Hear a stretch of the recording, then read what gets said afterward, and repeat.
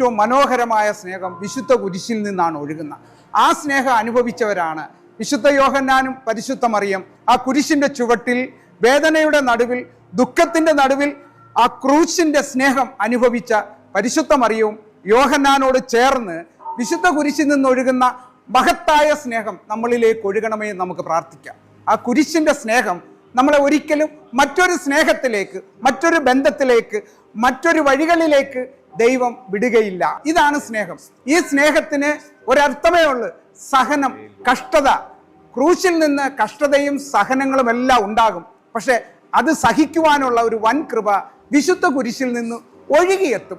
സന്തോഷത്തിന്റെയും വിശ്വസ്തതയുടെയും ആത്മാവിനെ വിശുദ്ധ കുരിശിൽ നിന്ന് നൽകി അനുഗ്രഹിക്കും. അവർക്ക് സന്തോഷത്തോടെ പോകാൻ സാധിക്കും. ഏറ്റവും മനോഹരമായ സ്നേഹം വിശുദ്ധ കുരിശിൽ നിന്നാണ് ഒഴുകുന്നത്.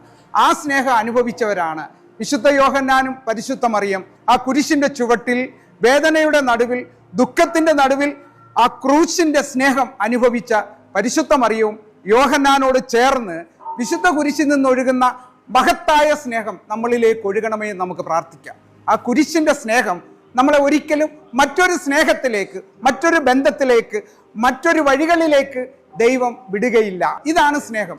ഈ സ്നേഹത്തിന് ഒരർത്ഥമേ ഉള്ളൂ: സഹനം, കഷ്ടത. ക്രൂശിൽ നിന്ന് കഷ്ടതയും സഹനങ്ങളും എല്ലാം ഉണ്ടാകും.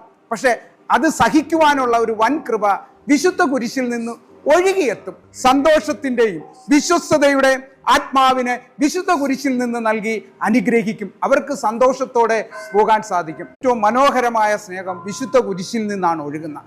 ആ സ്നേഹം അനുഭവിച്ചവരാണ് വിശുദ്ധ യോഹന്നാനും പരിശുദ്ധ മറിയം. ആ കുരിശിന്റെ ചുവട്ടിൽ, വേദനയുടെ നടുവിൽ, ദുഃഖത്തിന്റെ നടുവിൽ ആ ക്രൂശിന്റെ സ്നേഹം അനുഭവിച്ച പരിശുദ്ധ മറിയവും യോഹന്നാനോട് ചേർന്ന് വിശുദ്ധ കുരിശിൽ നിന്നൊഴുകുന്ന മഹത്തായ സ്നേഹം നമ്മളിലേക്ക് ഒഴുകണമേ എന്ന് നമുക്ക് പ്രാർത്ഥിക്കാം. ആ കുരിശിന്റെ സ്നേഹം നമ്മളെ ഒരിക്കലും മറ്റൊരു സ്നേഹത്തിലേക്ക്, മറ്റൊരു ബന്ധത്തിലേക്ക്, മറ്റൊരു വഴികളിലേക്ക് ദൈവം വിടുകയില്ല. ഇതാണ് സ്നേഹം. ഈ സ്നേഹത്തിന് ഒരർത്ഥമേ ഉള്ളൂ: സഹനം, കഷ്ടത. ക്രൂശിൽ നിന്ന് കഷ്ടതയും സഹനങ്ങളും എല്ലാം ഉണ്ടാകും. പക്ഷെ അത് സഹിക്കുവാനുള്ള ഒരു വൻ കൃപ വിശുദ്ധ കുരിശിൽ നിന്ന് ഒഴുകിയെത്തും. സന്തോഷത്തിന്റെയും വിശ്വസ്തതയുടെയും ആത്മാവിനെ വിശുദ്ധ കുരിശിൽ നിന്ന് നൽകി അനുഗ്രഹിക്കും. അവർക്ക് സന്തോഷത്തോടെ പോകാൻ സാധിക്കും.